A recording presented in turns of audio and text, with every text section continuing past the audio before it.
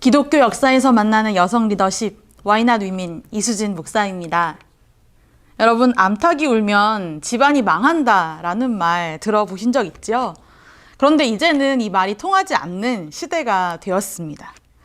제가 다녔던 대학은 제가 입학할 즈음, 그러니까 지금으로부터 한 20년 전쯤에 이런 캐치프레이즈를 내걸었습니다. 바로 울어라 암탉아 라는 다소 도발적인 그런 문구였습니다. 암탉이 울면 집안이 망한다라는 말이 이제 통하지 않는다는 전통적인 가치관에 짱돌을 던지는 듯한 그런 문구였지요. 미래학의 세계적인 권위자인 존 나이스빗이 1982년에 발간한 이 메가트렌드라는 책을 보게 되면은요, 21세기에 주목해야 할 세 가지 영역을 세 가지 F로 이렇게 정리를 한 것이 나옵니다. 이 세 가지의 F는 무엇이냐면 바로 첫 번째는 픽션, 상상력, 그리고 두 번째는 feeling, 감성, 그리고 마지막 세 번째는 female, 여성성을 그는 주목을 하고 있습니다. 이그 세 가지 F에 주목해야 하는 시대가 바로 21세기라고 그렇게 전망한 바가 있습니다. 하지만 여러분, 이런 여성의 가치를 인정해주고 여성성에 주목하는 이런 변화는 시간이 지나면서 자연스럽게 주어진 그러한 변화는 사실 아니었습니다. 여러분, 혹시 이 사진을 보신 적이 있으신가요? 이 사진은 라이프지가 세상을 바꾼 100장의 사진 가운데 하나로 선정한 사진입니다. 때는 1967년 미국 보스턴 마라톤에서 있었던 한 사건을 담은 사진이 바로 여기 나오는 사진입니다. 등번호 261번을 달고 있던 선수에게 이 감독관이 달려들고 있지요. 소리치면서 달려갑니다. 그리고 이 번호표를 261번이라고 붙여진 등번호표를 떼어내려고 하는 장면이 바로 이 사진입니다. 이 감독관이 이렇게 사납게 달려든 이유가 있었는데요. 그 이유는 바로 이 선수가, 등번호 261번의 선수가 여성이었기 때문입니다. 당시만 해도 여성은 마라톤에 정식으로 출전을 할 수 없었다고 합니다. 왜냐하면 여자는 약하기 때문에 42.195km를 다 완주하는 것이 불가능하다. 이것이 당시의 인식이었던 것이죠. 하지만 그때 20살의 여대생이었던 이 캐서린 스위처라는 여성은 여성도 완주할 수 있다라고 생각을 했고, 당시에 사람들이 모두 다 가지고 있었던 여성은 불가능하다는 그 인식이 틀렸다는 것을 증명해 보이고 싶었습니다. 그래서 이 보스턴 마라톤 대회에 참석을 했는데 가명을 썼고요. 그래서 자신이 여성이라는 것을, 그 신분을 감추었던 것이죠. 그래서 등번호를 당당히 받아서 출전을 했습니다. 그래서 레이스를 시작했는데 아쉽게도 달린 지 얼마 되지 않아가지고 이 여성인 것이 발각이 되었지요. 그래서 주최 측은, 이 감독관은 당장 여기서 떠나라면서 달려들고 이 그녀를 위협했습니다. 하지만 이 캐서린을 코치해 주었던 감독 또한 그녀의 남자친구가 이 캐서린을 보호해 주었고, 이 감독관은 오히려 물리쳐 주었습니다. 그래서 계속해서 이 캐서린은 그 레이스를 할 수 있었고, 결국 완주하여서 결승선을 통과했습니다. 비록 기록은 형편없었다고 합니다. 4시간 20분. 아주 긴 시간 만에 이제 완주를 하게 된 것이죠. 예상했던 대로 실격 처리가 되었습니다. 하지만 이날의 이 사진이 다음날 신문에 대서특필이 되었습니다. 그리고 많은 사람들은 이 캐서린이 최초의 여성 마라토너라고 공식으로 인정을 하게 됐지요. 이후에 1974년부터는 이 보스턴 마라톤 대회에서도 여성들이 참석할 수 있는 분야가 창설이 되었다고 하고요. 1984년에 이르러서는 LA 올림픽에서부터 이 마라톤, 여성들이 참석하는 여성 마라톤이 정식 종목으로 채택되기에 이르렀다고 합니다. 여러분, 당시에 20살이었던 이 캐서린은요, 오늘날 이렇게 이야기를 합니다. 지금 모든 여성들이 달리고 있다. 당연히 자연스러운 풍경이다. 하지만 처음부터 그것이 당연하지는 않았다라고 그의 과거를 회고하였습니다. 여러분, 하나님은 남성과 여성을 동등하게 창조하셨습니다. 하지만 타락한 인간의 죄성은 왜곡된 시각으로 여성을 차별하고 또한 억압해 왔습니다. 그것이 우리가 살아온 역사였습니다. 오직 여자이기 때문에, 여성이기 때문에 할 수 없다라는 그런 고정관념에 대해서 반기를 들고 Why not? 왜 여자라서 안 되죠? 라고 그렇게 세상을 향해서, 시대를 향하여서 외치는 그 여성들을 저는 하나님께서 응원하고 계시다고 믿습니다. Why not women? 오늘은 사사시대의 여성 지도자였던 드보라에 대해서 여러분과 함께 이야기 나눠보고자 합니다. 이스라엘 백성이 가나안 땅에 정착한 이후 왕이 없었던 때에 민족들을, 백성들을 다스리고 지도했던 존재가 있었는데 바로 사사라는 사람들이었습니다. 그때의 백성들을 위해서 정치적으로 또한 군사적으로 영적으로 리더십을 발휘했던 이스라엘의 12명의 사사들이 있었지요. 오늘 함께 살펴볼 드보라는 사사기에 등장하는 사사 가운데의 네 번째 사사입니다. 그리고 여성이지요. 지난 강의에서 제가 이 출애굽의 여성 지도자로서 이 미리암을 소개해 드렸지요. 성경 최초의 여자 선지자, 여선지자로서 등장한 인물이 바로 미리암이었습니다. 그리고 오늘 두 번째로, 성경에서 두 번째로 등장하는 여선지자가 바로 드보라입니다. 미리암은 미혼 여성이었어요. 남편이 없었습니다. 평생 홀로 독신으로 살았습니다. 그에 반해서 드보라는 결혼을 했습니다. 바로 남편 랍비돗이 있어서 이렇게 소개될 때에도 성경에 랍비돗의 아내 여선지자 드보라라고 이렇게 소개가 되고 있죠.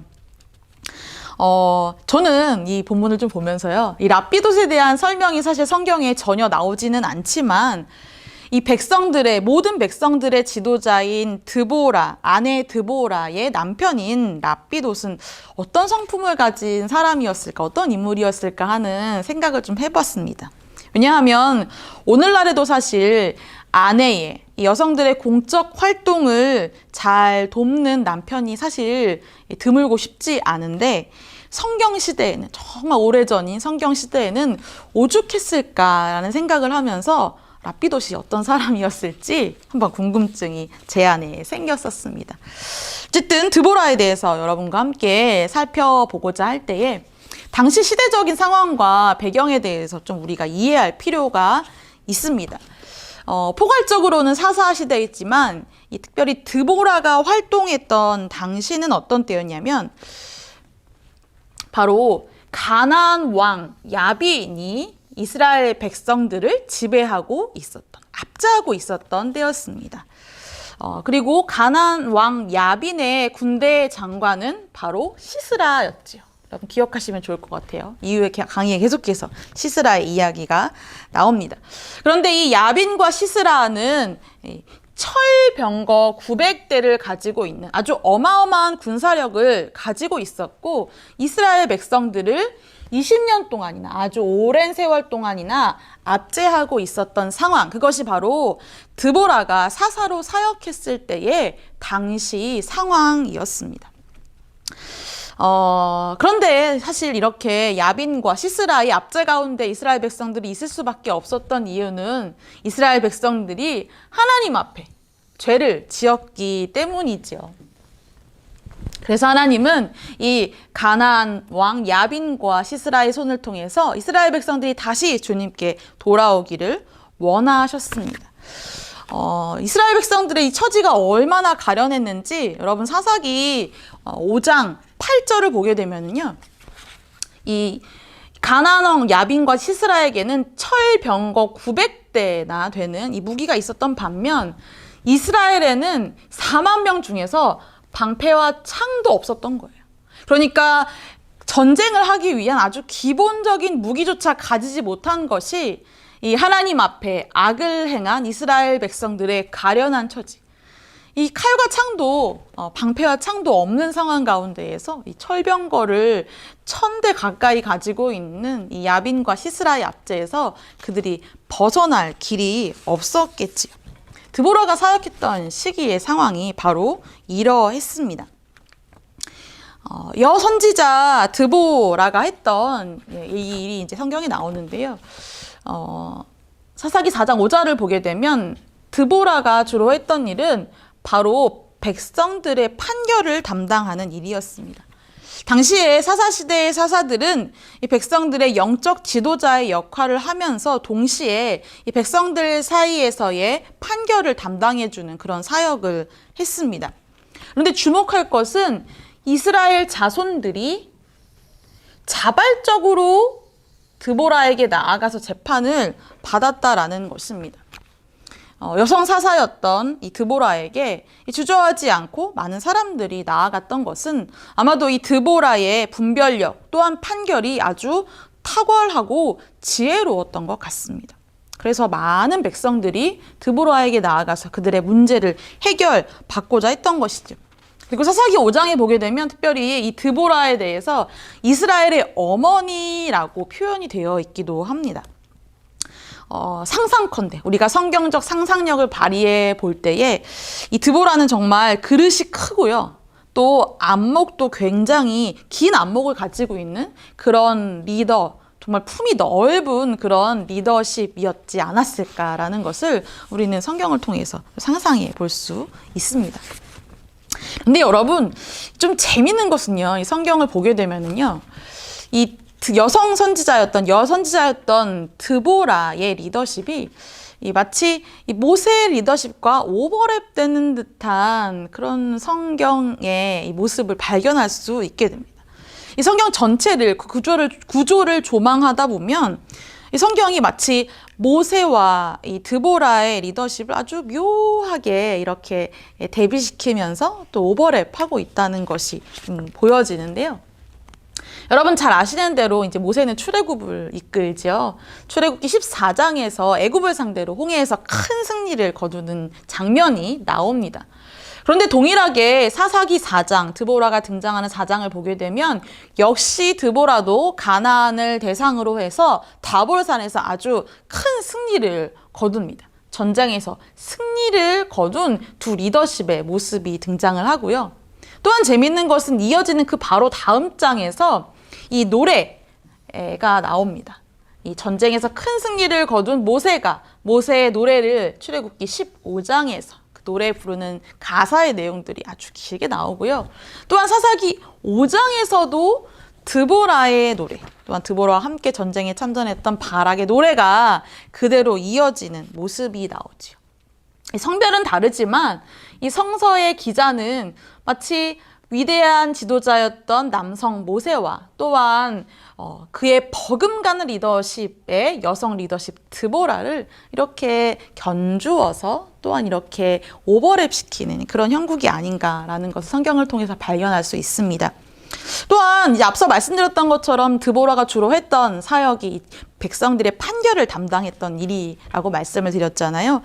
역시 모세도 이 출애굽기 18장에 보게 되면 많은 이 출애굽한 광야의 백성들의 판결을 담당했던 모습이 등장합니다. 뭔가 모세랑 드보라가 이렇게 겹쳐지는 모습 여러분도 혹시 느껴지시는지 모르겠습니다.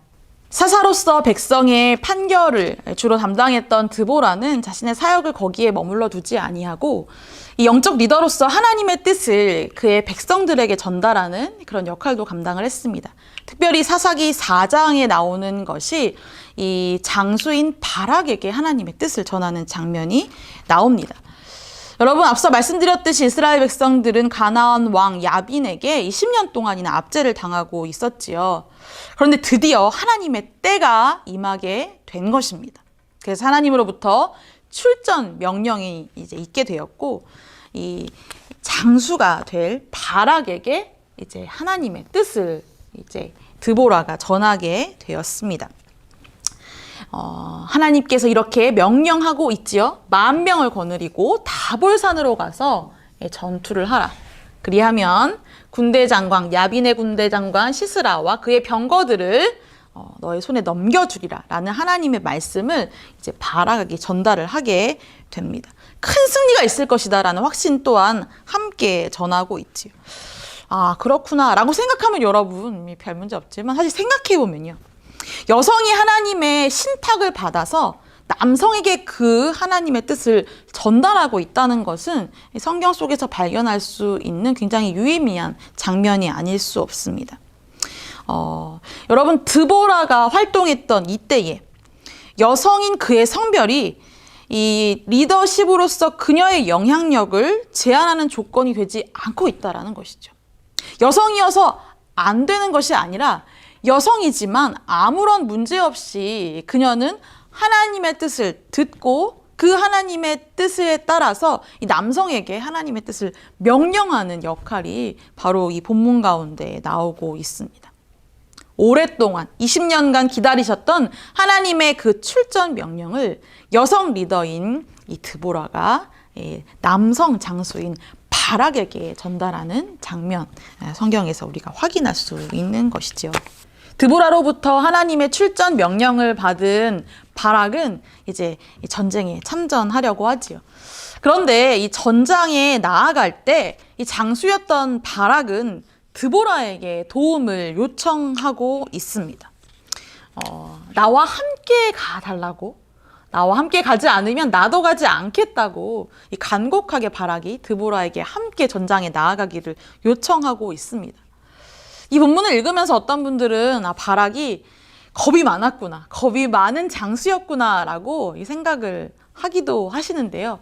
저는 그렇다고 생각하지 않습니다. 바락이 겁이 많았기 때문에 드보라와 함께 가기를 요청한 것이 아니라, 바락은 이 사사 드보라, 여성이었지만 사사로 그 리더십을 발휘하고 있었던 드보라가 이스라엘 공동체 전체를 향한 하나님의 임재를 상징하는 그런 상징적인 인물이라는 사실을 정확하게 알고 있었기 때문에, 그래서 드보라에게 함께 가기를 정중하게 요청한 것이라고 이 본문을 해석해 볼 수 있습니다. 바락은 여성이지만 이 드보라를 리더로서 전적으로 존중하고 또한 신뢰하고 있었기 때문에 함께 가기를 그는 청했던 것이죠. 저는 이 사사기 4장의 이 부분을 묵상하면서 성경에 나오는 정말 남성과 여성이 각기 부름받은 모양에 따라 서로 동역하는, 서로 유기적으로 함께 협력하는 아름답고 감동적인 장면이 바로 이 본문이 아닌가라는 생각을 해보았습니다. 서로를 존중하며 함께 하기를 요청하고 있지요. 또한 드보라 역시도 이 바락의 요청에 대해서 적극적으로 수용하고 있습니다. 내가 반드시 너와 함께 가리라 라고 바락의 요청을 수용하고, 또한 일어나 바로 전장터를 향해 그녀는 나아가고 있지요. 여러분, 위험천만한 전쟁의 그 한복판 가운데 드보라는 주저하지 않고 나아갑니다. 여러분, 참 리더는 어려움이 닥쳤을 때 뒤로 물러나는 것이 아니라 가장 불안하고 위험하고 불확실한 그 한복판으로 나아가 함께하는 모든 사람을 위로하고 격려하고 또한 비전을 일깨우는 사람이 아닐까 싶습니다. 그런 면에서 드보라는 정말 탁월한 리더십으로 전쟁을 주도하고 있는 것이지요. 그런데 여러분, 드보라와 바락이 이렇게 주저하지 않고 전쟁터에 나아갈 수 있었던 가장 큰 이유는 이 전쟁을 하나님이 계획하셨고 하나님이 명령하셨고, 그래서 하나님께서 반드시 승리로 이끌 것이다 라는 확신이 그들 안에 있었기 때문입니다. 이 전쟁에서 이스라엘 백성들은 정말 놀라운 승리를 거두게 되지요. 그래서 철병거 900대로 무장한, 그래서 20년 동안 이스라엘 백성들이 찍소리도 못했던 이 야빈과 그의 군대 장관 시스라가 병거에서 내려 걸어 도망했다라고 이 성경에 나와 있습니다. 병거는 그야말로 그들의 자랑이었지요. 누구도 넘볼 수 없는 군사력이었습니다. 그런데 스스로 그 병거에 내려 걸어 도망하는 처지가 되었던 것이죠. 모든 사람들, 모든 군대들은 다 죽었고 남은 자가 하나도 없는, 오직 장수인 시스라만 남게 되는 가련한 처지가 바로 오늘 이스라엘과 전쟁을 치른 이 가나안 왕 야빈 또한 시스라의 모습이었던 것이죠. 하나님께서 그들에게 승리를 허락해 주셨습니다. 그런데 여러분, 이 드보라의 이야기에서 드보라와 바락이 함께 벌인 이 하나님의 전쟁사에서 아주 주목할 만한 한 인물이 있습니다. 말씀드렸듯이 군대는 전멸했고요. 시스라 홀로 남아서 목숨을 부지하기 위해서 빠른 걸음을 내딛습니다. 그리고 이 시스라가 도착한 곳은 어디였냐면 바로 이 헤벨의 집이었습니다. 헤벨은 이 야빈과 함께 조약을 맺어서 그들 간에 화평이 있는 상태. 그래서 시스라가 안심하고 그곳에서 피신할 수 있는 곳이 바로 헤벨의 집이었습니다. 헤벨의 아내였던 야엘이라는 여인이 있습니다. 우리는 이 여인에게 주목할 필요가 있는데요. 이 야엘은 이제 죽을 것 같은 모습으로 이 패전한 시스라가 왔을 때 그를 안심시켜 줍니다. 그런데 너무나 놀랍고 또한 한편 끔찍하게도 이 헤벨의 아내였던 야엘은 시스라가 잠든 사이에 그를 시해하고 맙니다. 그런데 이 죽이는 장면이 너무너무 이렇게 잔인하기 짝이 없습니다. 잠든 사이에 관자놀이에 말뚝을 박아서, 아마 이렇게 자고 있는데 관자놀이에 말뚝을 박아서 이렇게 죽이는 장면이 성경에 나오고 있지요. 다소 잔인한 모습이긴 하지만 여러분 생각해보면 이 이스라엘 백성들의 긴긴 20년의 압제, 그리고 그 전쟁을 완전하게 매듭짓고 종결하는 그 역할을 여성인 야엘이 하고 있다는 겁니다, 여러분. 남성들조차 전쟁에 나아가는 것을 어려워하고 또한 두려워하고, 게다가 여러분 시스라가 누굽니까? 철병거 900대로 정말 이스라엘 백성들을 두려움에 떨게 했던 군대 장관이었습니다. 하지만 이 야엘은 용기 있는 여인이었고 또한 지혜가 있는 여인이었습니다. 시스라를 끝내야 전쟁이 끝난다라고 상황을 기민하게 판단했던 것이지요. 그리고 용기 있게 행동하였습니다. 여러분, 여성의 손으로 고통의 시대가 종결된 것이지요. 불순종하여 하나님 앞에 범죄함을 인하여서 그들이 고통을 당했으나 이제 하나님의 새 역사를 이루어가는 그 첫걸음을 바로 여인의 손으로 이루었다라는 것.